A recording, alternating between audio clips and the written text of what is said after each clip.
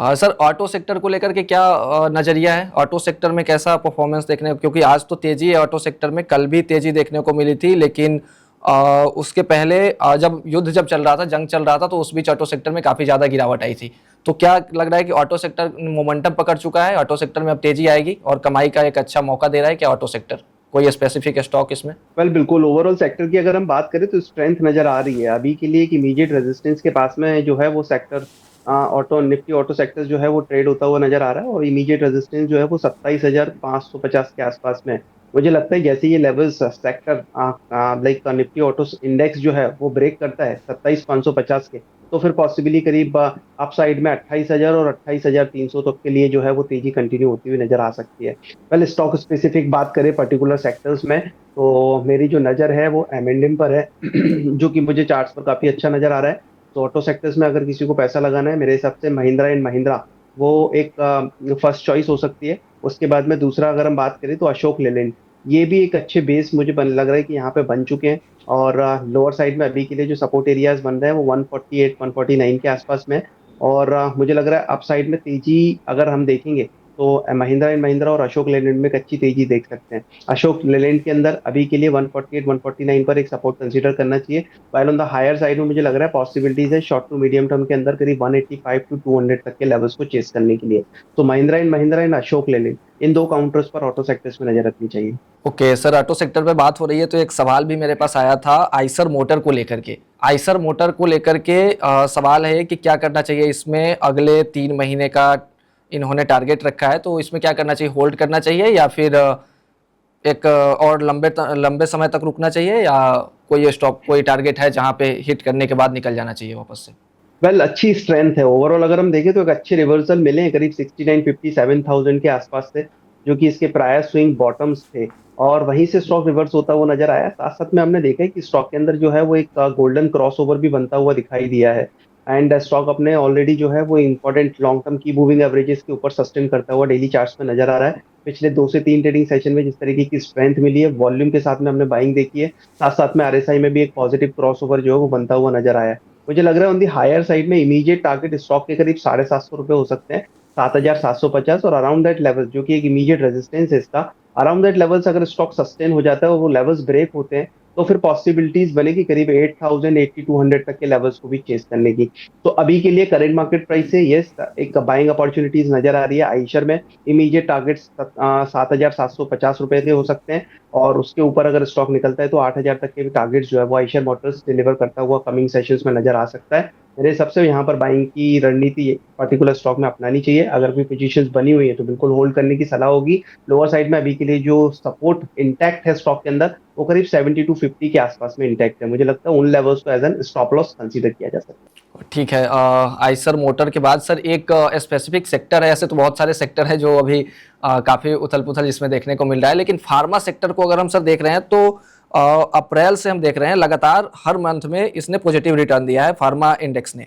करीब करीब अप्रैल में 4.66% का रिटर्न था। मई में हम देखें तो 4.63% का रिटर्न था। अगर जून में देखें तो 4% के आसपास का रिटर्न था, और अभी अगर जुलाई में देखें तो अब तक 2% के आसपास का रिटर्न आ गया। तो फार्मा सेक्टर क्या लग रहा है सर, अगला आउट परफॉर्मर बनेगा? फार्मा सेक्टर आउट परफॉर्म करेगा?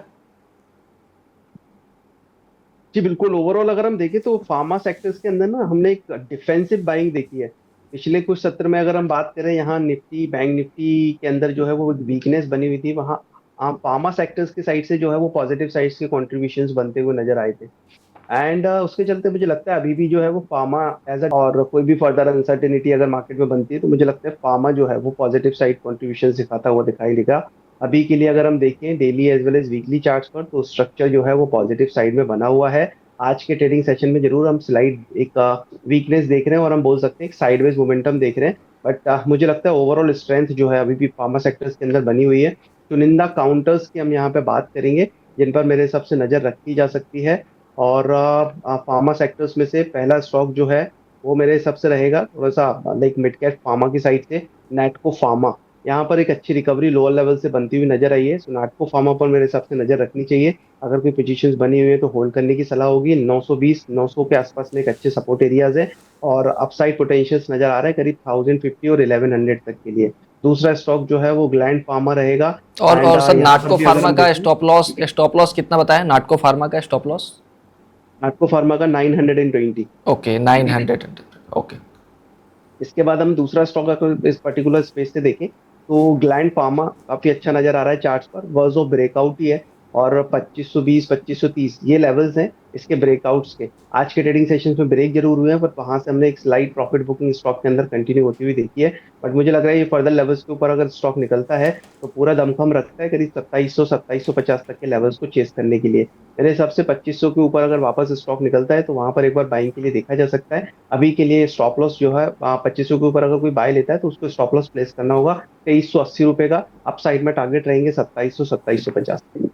और थोड़ा सा व्यू चाहेंगे सर मेटल और रियल्टी को लेकर के, क्योंकि मेटल सेक्टर ने काफ़ी अच्छा परफॉर्मेंस किया था जब जंग हो रही थी दोनों देशों के बीच, अमेरिका और ईरान के बीच, तो अच्छा परफॉर्मेंस किया था।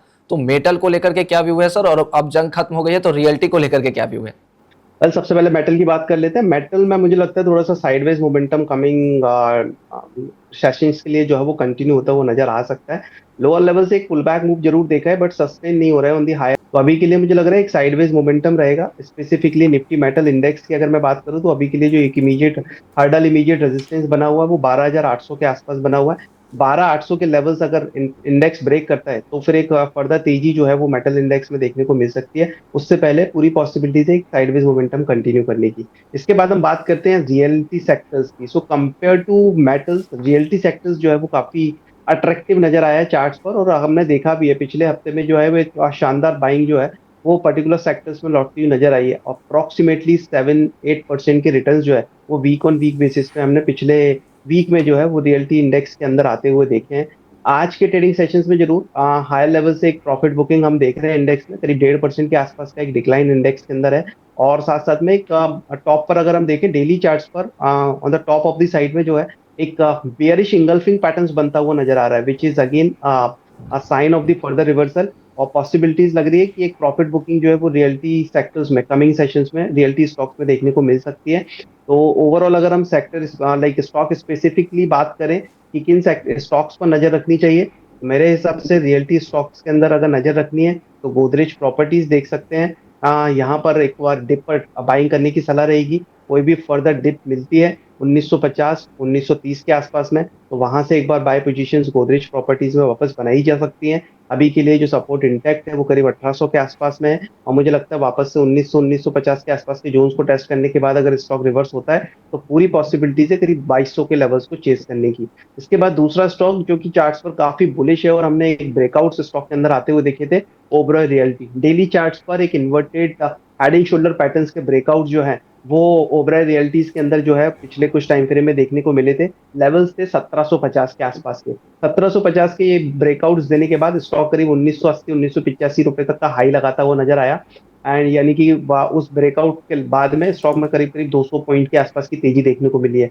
मुझे लगता है 200 पॉइंट की ये तेजी दिखाने के बाद में स्टॉक स्लाइड जो है वो एक रिट्रेस होता हुआ नजर आ सकता है कमिंग सेशंस में। तो यहाँ पर भी बाय ऑन डिप्स की ही रणनीति मेरे हिसाब से रखनी चाहिए। कोई भी डिप मिलती है 1830 1850 तक स्टॉक के अंदर वापस री एंट्री की जा सकती है। स्टॉप लॉस प्लेस करना होगा 1720 रुपए का। और अपसाइड वापस मुझे लगता है करीब करीब 2000 2050 वो लेवल्स चेज होते हुए स्टॉक के अंदर नजर आ सकते हैं।